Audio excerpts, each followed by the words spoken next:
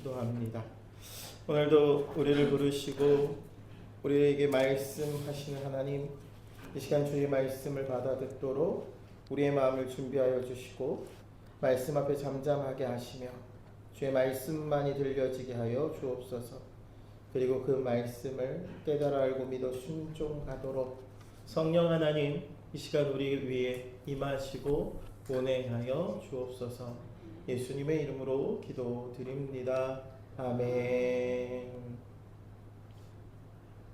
할렐루야. 아멘. 새해 첫 주일입니다.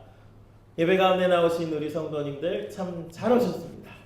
우리 저 옆에 계신 성도님들과 인사하시겠습니다. 참 잘 오셨습니다. 하나님이 사랑하십니다. 하나님이 기뻐하십니다.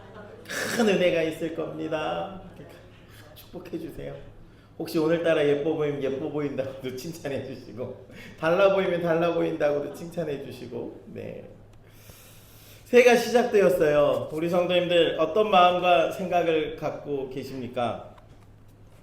새해가 시작됐는데 뉴스를 보고 또 제가 어젠가 뉴스 보니까 뭐 되게 유명한 예언자라는 사람이 2026년에 대해서 예언했다는데 좋은 얘기는 하나도 없어요. 뭐 전쟁 날 거부터 시작해서 뭐 각종 문제와 이상 소망이 하나도 없어요. 상황과 환경을 보며 두려워하고 작아지지 않으시길 원합니다. 우리는 작고 연약할지 모르지만 우리 하나님은 크고 위대하십니다. 그 하나님께서 일하십니다. 성경이 분명히 우리에게 말씀합니다. 로마서 8장 31절에 그런즉 이 일에 대하여 우리가 무슨 말하리요? 만일 하나님이 우리를 위하시면 누가 우리를 대적하리요? 하나님이 우리를 위하시면 누구도 대적할 수 없지요. 그 하나님을 믿는 믿음 안에 기대와 소망으로 2026년을 시작하고 살아내시기를 예수님 이름으로 축복합니다. 저 인사해야죠. 이번에 이렇게 인사하면 축복하세요. 기대가 됩니다. 집사님의 2026년이 기대가 됩니다. 장로님 2026년 기대가 됩니다. 예. 이 기대는 믿음의 기대예요. 상황과 환경, 내 능력에 따른 기대가 아니라 하나님을 소망함으로 기대함으로 나아가시기 바랍니다. 우리 동요 중에 그 동요 혹시 아세요? 송아지 송아지 얼룩송아지 엄마 소도 얼룩소. 누구 닮아요? 엄마 닮았네. 어릴 적 불렀던 동요인데 자녀는 누구 닮죠? 부모님 닮아요. 그 닮음의 정도는 다르긴 하지만 아빠를 닮거나 엄마를 닮거나 아니면 둘이 섞어 닮거나 하지요. 그래서 그 한 부모님 안에 태어난 형제자매도 닮아요. 그래서 가끔 어른들이 아이들 막 놀리죠. 너 뭐 다리 밑에서 주웠다 막 이렇게 놀릴 때 그런 말을 들을 때 자기가 아버지를 빼다 박았어. 아니면 엄마랑 붕어빵처럼 똑같이 생겼어요. 아니면 형제자매 중에 누군가와 꼭 닮아 있다면 그런 얘기 들으면 별로 고민이 안 돼요. 그런데 본인이 생각해도 아무리 생각해도 나는 집안 식구 중에 아무도 닮은 사람이 없어. 가족 중에 누군가와 닮은 찾아봐도 아무도 닮은 사람이 없고 나만 다르게 생긴 것 같아요. 그러면 어떻게 되는 줄 아세요? 그때부터 진지한 고민이 시작돼요. 자기 출생의 비밀이 있는 건 아닌가? 나는 이 집에 정말 자식이 맞는가?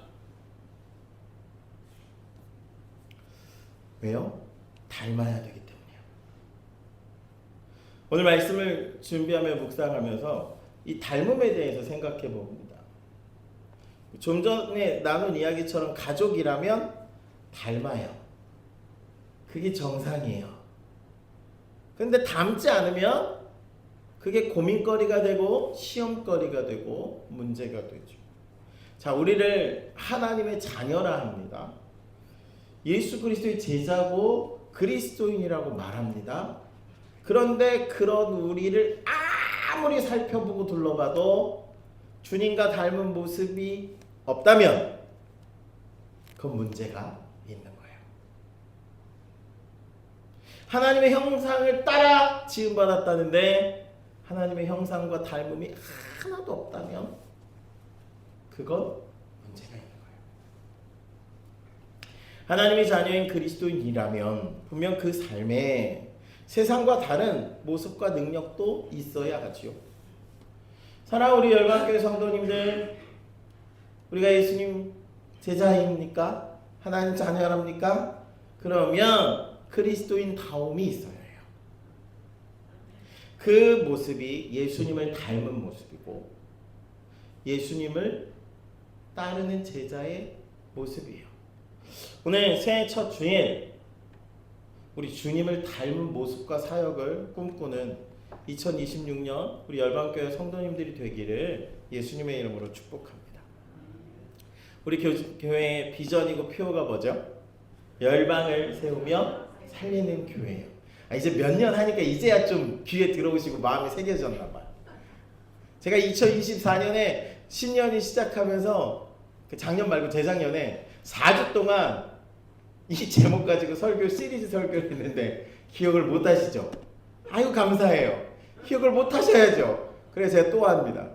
근데 제가 또 하는 설교 아니에요. 본문이 달라요. 그때 마태복음 본문으로 설교를 했고 오늘 누가복음 본문으로 설교하지만 열방을 사랑하시고 열방을 향한 하나님의 마음이 무엇인지 우리가 알고 그 하나님의 마음을 품고 상처받고 눌리고 치이고 약하고 넘어지고 힘들어하는 이들을 복음으로 살려 회복시켜내는 일, 그 일이 하나님이 꿈꾸시는 일이요 우리 열방교회가 꿈꿔야 할 소망이에요. 우리 함께 외쳐볼까요? 열방을 살리며 세우는 교회. 열방을 살리며 세우는 교회이고 열방을 살리며 세우는 성도예요. 그게 우리의 삶의 소망이요 비전이어야 합니다. 오늘 본문이요 바로 그것에 대해서 좀 말씀하고 있는데 우리 함께 나누면 주님이 이 땅에 오셔서 하신 일, 그 사역에 대해 말씀하세요. 우리가 그 모습을 닮아야 하고 그 모습을 배워야지요. 오늘 본문 누가복음 4장 18절 19절의 말씀에 이사야의 말씀을 인용하여 메시아 되시는 주님의 오심과 그 사역에 대해 말씀합니다. 오늘 16절에 이렇게 시작하죠. 나사렛의 예수님이 이르러 안식일에 늘 하시던 대로 회당에 들어가서 성경을 읽으려고 서니까 17절에 선지자 이사야의 글을 드리고는 바로 그 선지자 이사야의 글이 18절 19절이에요. 주의 성령이 내게 임하셨으니 이는 가난한 자에게 복음을 전하게 하시려고 내게 기름을 부으시고 나를 보내서 포로된 자에게 자유를 눈먼 자에게 다시 보게 함을 전파하며 눌린 자를 자유롭게 하고 주의 은혜의 해를 전파하게 하려 하심이라. 이게 성경의 말씀. 18절은요 주님의 그 사역이 언제 시작돼요? 성령의 임하심 가운데 시작되는 사역이라. 누가복음 3장 22절 말씀해 보니까 세례 요한에게 예수님이 세례를 받으시죠. 그리고 그때부터 비로소 예수님의 공생의 사역이 시작됩니다. 성령의 비둘기같이 주님 위에 임하시며 하늘로부터 소리가 나기를 이는 내 사랑하는 아들이요 내 기뻐하는 자라 하셨죠. 주님이 그 성령 충만함 가운데 사역을 시작하세요. 어떤 사역을요? 복음을 전하는 사역을. 하나님께서 가난한 자에게 복음을 전하게 하시려고 메시아 되시는 우리 주님을 보내셨어요. 근데 여기서 가난한 자는 어떤 자일까요? 물리적으로 물질이 없는 사람을 의미할까요? 이 가난한 자는요 하나님의 자비와 긍휼하심을 얻기 위하여 그 하나님을 향하여 갈급해하는 자, 그 영적인 갈급함이 있는 사람이 가난한 자예요. 마태복음 5장에 팔복의 말씀이 있죠. 3절에 보면 팔복의 말씀 중 하늘을 소유하게 될 복을 누리는 자가 누구냐면 심령이 가난한 자예요. 이 그 가난함, 하나님이 아니고서는 채워질 수 없는 그 빈 공간, 그 하나님을 향한 영적인 갈급함을 가지고 있는 자들, 이 땅을 사는 모든 영혼들을 향한 하나님의 마음이에요. 복음을 알지 못하고 그래서 만족함이 없고 그 갈급함 가운데 있는 그 가난한 자들을 위하여 주님이 오십니다. 사랑하는 우리 성도님들, 우리도 이 갈급함을 회복하실 수 있기 원합니다. 하나님 은혜를 사모하시기 원합니다. 그래서 심령이 가난한 자, 그래서 하나님의 복과 은혜를 누리시게 되는 주의 성도님들이 되시기를 예수님의 이름으로 축복합니다. 주님의 사역이 언제 일어났는지를 우리가 집중해서 보아야 할 텐데, 성령의 임재하심 가운데 일어나는 사역이에요. 주의 성령이 임하시고 주님이 본격적으로 복음 전하는 사명을 감당하기 시작하세요. 초대교회 오순절 성령 강림 사건 이후에 초대교회가 이 복음 전하는 사명을 감당해요. 사랑하는 우리 성도님들, 우리 열방교회도 성령의 충만함 가운데 이 사명을 감당하는 주의 교회 되어야 할 줄 압니다. 우리에게 성령 부으시 주시기를 사모하세요. 그 성령 충만함으로 하나님께서 원하시는 그 복음 전함의 사명을 감당해요. 그리고 이제 이어지는 말씀은 그 복음이 전해지면 일어나는 일들, 복음의 능력이 어떠한지를 말씀해요. 첫 번째로 보니까 포로된 자에게 자유를 얻게 한대요. 이 포로된 자, 헬라어 원어로 보니까 창끝을 의미하는 이크메라는 단어하고 포로되다를 의미하는 할로토스라는 단어가 합쳐진 단어인데, 이게 뭐 헬라어 원어가 중요한 게 아니라 그 의미를 설명하는 게 중요한데, 창으로 잡은 자라는 의미예요. 포로된 자는 전쟁 포로를 가리키는 말이죠. 원 뜻은 이스라엘이 바벨론 포로에서 귀환하게 될 것에 대해서 말씀하는 것이지만, 누가복음에 와서는 메시아이신 예수님이 죄의 세력에 포로된 온 인류를 해방시키게 될 것을 말씀하는 거예요. 주님이 오시면 자유함을 얻습니다. 우리가 주님의 복음을 듣고 자유함을 얻게 된 것처럼 주님의 복음이 전해지는 곳마다 이 자유함이 회복됩니다. 포로된 자들이, 눌린 자들이, 그렇게 죽어가던 자들이 살아나는 일이 언제 일어나요? 복음이 전해질 때 일어나요. 둘째로 눈먼 자가 다시 보게 합니다. 이 말씀은요, 맹인이 눈이 밝을 것이며 못 듣는 사람이 귀가 열릴 것이라는 이사야 35장 5절 말씀의 그 메시아의 표적을 말씀해요. 예수님이 실제로 메시아 사역 가운데 눈먼 자들이 보게 되었죠. 벙어리가 말하게 되었고 귀머거리가 듣게 되었죠. 이 일이 일어납니다. 이 회복의 은혜가 복음 안에서 일어나는 은혜요, 우리가 사모해야 할 은혜요. 세 번째로 눌린 자를 자유하게 하고, 이사야 58장 6절 말씀에 이 구절은요, 압제당하는 자가 구원 얻게 될 것을 말씀해요. 앞에서 말씀한 것의 결론과 같아요. 예수님께서 모든 죄의 세력에 눌려있던 사람들을 자유하게 하시고 기쁨과 평화를 주시고 모든 연약한 것들로부터 회복시키셔서 보게 하시고 듣게 하시고 말하게 하시고 온전하게 하시는 분이세요. 그 주님의 사역은 회복이에요. 살아나는 일이고 치유의 역사예요. 이 일이 언제 일어나요? 복음이 전해질 때. 사랑하는 우리 성도님들, 성령 충만함 가운데 시작된 주님의 사역이 심령이 가난한 자들, 주가 필요한 자들에게 복음을 전하는 사역이었고, 그 복음을 전함으로 사람이 살아나는, 죽어가던 자들이 살아나고 눌린 자들이 자유를 얻고 아픈 자들이 치유되는 역사가 주의 복음이 전해질 때 일어나는 일이에요. 그 은혜의 해를 누리며 참 회복과 구원을 찬양하게 하셨어요. 사랑하는 성도님, 이 은혜를 누가 받았죠? 우리가 받았어요. 우리가 포로된 자였고, 우리가 눈먼 자였고, 우리가 가난한 자였고, 우리가 눌린 자였어요.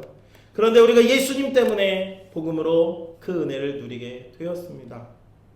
그리고 그 은혜를 입은 우리에게 주님이 주시는 사명이 있어요. 주님을 닮아 주님을 따라 사람을 살리고 세우는 사역을 하라고. 우리 저 옆에 계신 분들에게 이렇게 말씀해 주십시오. 권사님에게 사명이 있습니다. 집사님에게 사명이 있습니다. 빨리 얘기해 주세요. 우리에게 사명이 있어요. 주님이 하신 일, 교회를 통하여 우리를 통하여 하고자 하시는 일, 복음의 사명이 있어요. 사랑하는 우리 성도님들, 이 삶이 어느 누군가의 삶이 아니라 나와 상관없는 것이 아니라 바로 내게, 우리에게 주신 사명이요, 하나님 나라 갈 때까지 끝나지 않은 사명이에요. 이 사명을 잘 감당했던 인물 한 명을 좀 소개하고자 해요. 이 주님이 보이신 이 귀한 사명, 사람을 살리고 세워내는 사명.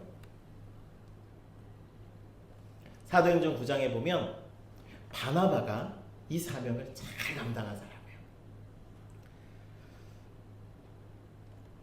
예수님 당시에 기독교를 박해하는 인물로 예수님 승천하시고 나서 가장 핫했던 인물이 누구죠? 바울. 사울이라고 해요. 바울 되기 전에 사울이. 그 사울이 예수님 박해하다가 다메섹으로 예수님 믿는 사람들 박해하러 가는 그 길에 예수님을 만나죠. 빛 가운데 주님을 만나요. 그리고 놀라운 은혜를 경험합니다. 그리고 이제 그가 예루살렘에 가서 제자들과 사귀고자 해요. 그런데 아무도 사울이 예수님 만났다는 것을 믿어주잖아요. 어떻게 믿을 수 있겠습니까? 자기 예수님 믿는 사람들 핍박하기 가장 앞장섰던 사람을.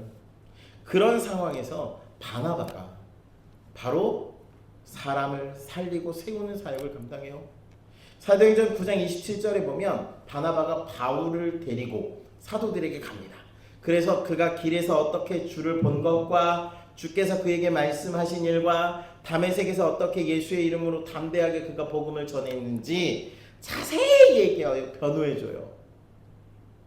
바나바는요, 그 당시에 신임을 얻었던 사람이에요. 그러니까 바나바가 믿을 만한 사람인데 내가 보증할게 하면서 바울에 대해서 이야기해줘요. 바울을 향한 의심과 두려움이 해소됩니다. 그뿐 아니에요. 바나바는요, 사울의 시중을 들어주기까지, 그를 하나부터 열까지 돕는 일에 수고를 아끼지 않았어요. 바나바가 누구를 세워요? 바울을 세운 거예요. 바나바가 바울을 세웠는데 그 바울을 세웠더니 어떤 일이 일어나죠? 바울을 통해 교회가 세워지죠. 바나바가 감당했던 사역이 바로 사람을 살리고 세우는 사역이었어요. 그래서 오늘날 많은 교회가 새가족반 이런 거 할 때 바나바 사역 이렇게 이야기하는 게 바로 거기서 온 거예요. 바나바의 모습을 통해 사랑하는 우리 성도님들, 사람을 살리고 세우는 모습을 좀 생각해 봅니다. 바나바는 어떤 사람이었기에 그 일을 감당했을까요? 첫째로 바나바는요, 착한 사람이었대요. 사도행전 11장 24절에 바나바는 착한 사람이요. 성경이 이렇게 얘기하더라고요. 우리 성도님들, 근데 착한 사람이 어떤 사람일까요? 성경이 말씀하는 착한 사람. 요한복음 10장 11절에 예수님이 스스로를 이렇게 말씀합니다. 나는 선한 목자라. 선한 목자는 양들을 위하여 목숨을 버리거니와. 이 선하다, 이 단어가 착하다, 이것과 같은 단어예요. 선한 것, 착한 것이 무엇이라고요? 양들을 위하여 목숨까지도 버려요. 바울을 위하여 바나바가 그렇게 목숨까지 걸고 대해준 거예요.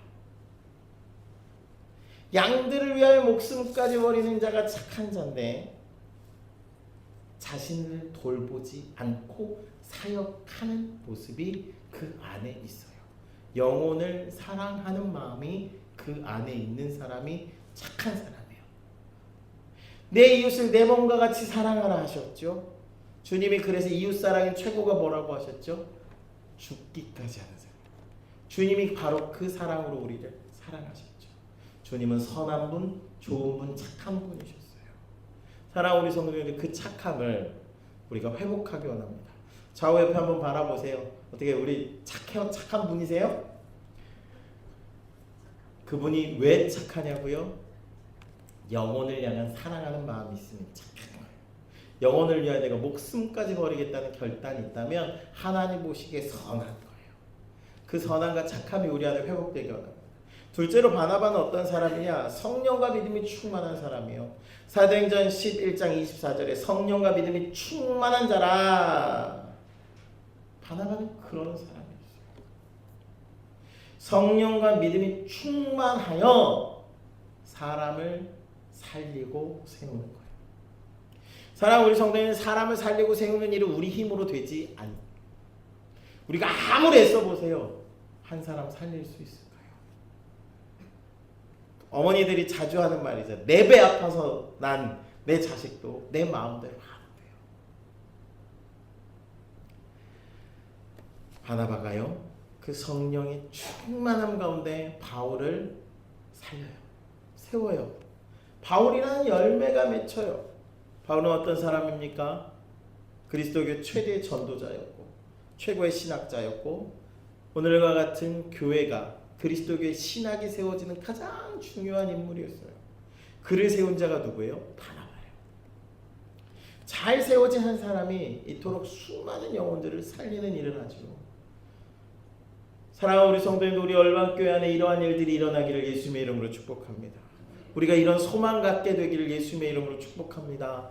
나 한 사람 잘 먹고 잘 살기를 소망하지 마시고 이제 2026년 새해가 밝았는데 정말 하나님께서 나를 통해 하시고자 하시는 일이 무엇일까?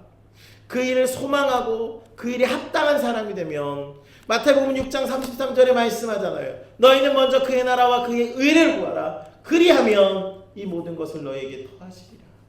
우리는 언제나 그리하면의 결과만을 쫓아요. 아니에요. 하나님 앞에 먼저 하면 하나님이 그것까지 주시는 거예요. 새해가 밝았는데 우리 성도들 새해가 시작되면 무엇인가 엄청난 일이 일어날 거라고 생각하고 기대하세요?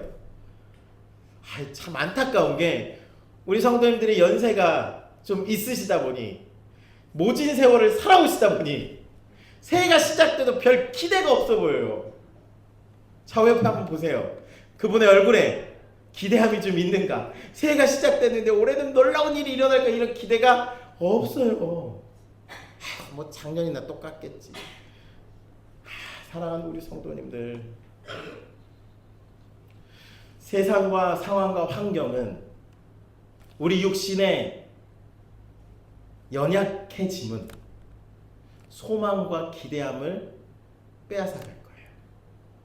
그러나 겉사람은 후패할지라도 속사람은 날로 새로워지는 은혜를 누리시는 주의 성도님들 되시기 원합니다.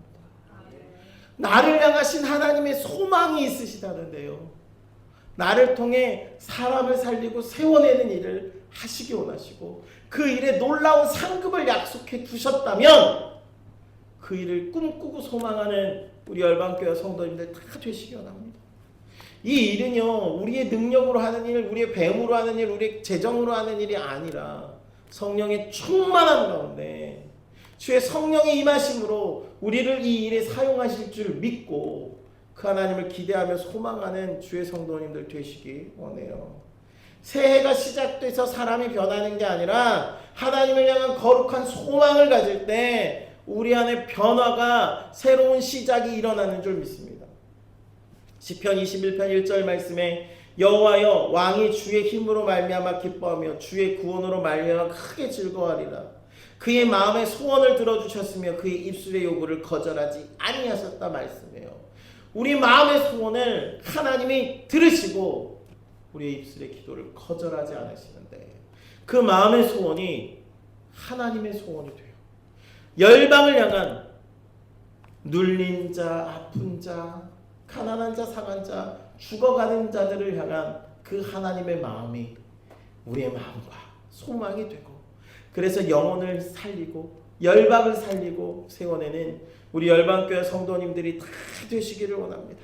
이 일을 위해 주님이 오셨고 이 일을 위해 주님이 사셨고 우리는 주님을 닮은 삶으로 그 삶을 살아낸다면 이 귀한 사명을 감당할 만한 능력도 주시고 그 사명에 합당한 열매도 주시고 그 사명을 감당한 상급도 주실 줄 믿으시기를 예수님의 이름으로 축복합니다. 사랑하는 성도님들, 우리 열방교회의 존재 의의가 거기 있고 우리 성도들이 삶의 이유가 거기 있어요. 우리가 왜 이 땅에 살까요? 우리 교회가 왜 존재할까요? 성도들 늘려서 교회 키우고 사람들 앞에 뭐 물질 자랑하고 오늘 외적인 것 자랑하라고요? 아니에요. 아니면 이 땅의 삶을 즐기고 누리라고요? 아니에요. 하나님의 소망을 하나님의 뜻을 이 땅 가운데 이루어 드리는 사명, 그 일을 위하여 교회가 존재하고 우리가 성도의 삶을, 제자의 삶을, 자녀의 삶을 살아가는 것인 줄 믿습니다. 하나님께서 우리를 통해 하시고자 하시는 일이 있어요. 열방을 살리며 세우는 일이에요. 그 일을 남의 일이 아니라 내 일이요, 내게 주신 소명인 줄 알고 그 열방을 또 영혼을 살리고 세우는 우리 교회와 성도님들 다 되시기 원합니다. 바나바처럼 그 일을 이루어내고 그 일이 우리를 통해 역사가 나타나고 하나님께서 기뻐하실 만한 그런 놀라운 우리 열방교회와 성도님들의 되면 우리 한 해가 지나가며 그 무엇보다 감사한 일이요, 그 무엇보다 칭찬받을 일이요, 그 무엇보다 자랑할 만한 일이 될 줄 믿습니다. 사랑하는 우리 성도님들, 어쩌면 거창하고 큰 꿈일 수 있어요. 또 표로 지나고 끝날 수도 있어요. 그러나 이 일이 정말 하나님께서 기뻐하시는 일이에요. 원하시는 일이에요. 하나님께서 나로 열방을 살리며 세우는 삶을 살기 원하십니다. 내가 지금 학생이든 청년이든 장년이든 노년이든 어디 있든 이 사명이 우리의 사명인 줄 알고 그 일을 꿈꾸고, 그래서 그 일을 위해 성령의 충만함을 구하시고 하나님의 능력을 구하셔서 그 일을 감당해내므로 하나님 기뻐하시는 삶, 하나님의 기쁨이 되는 삶, 하나님이 상 주시는 귀하고 복된 삶이 되시는 우리 주의 성도님들 되시기 원합니다. 기도하겠습니다. 할렐루야. 사랑하는 하나님, 고맙고 감사합니다. 하나님께서 우리 가운데 행하시는 놀라운 일을 기대합니다. 2026년 새해가 시작되었고 새해 첫 시작에 우리를 향하신 하나님의 뜻과 소망을 발견합니다. 주의 성령을 부으셔서 성령 충만한 가운데 우리를 통하여 열방을 살리고 세우기 원하시는 줄 알고 이제 그 사명 감당하게 하시고 그 꿈을 품고 2026년 살아내게 하여 주옵소서. 감사드리며 우리 구주 예수님 이름으로 기도드립니다. 아멘.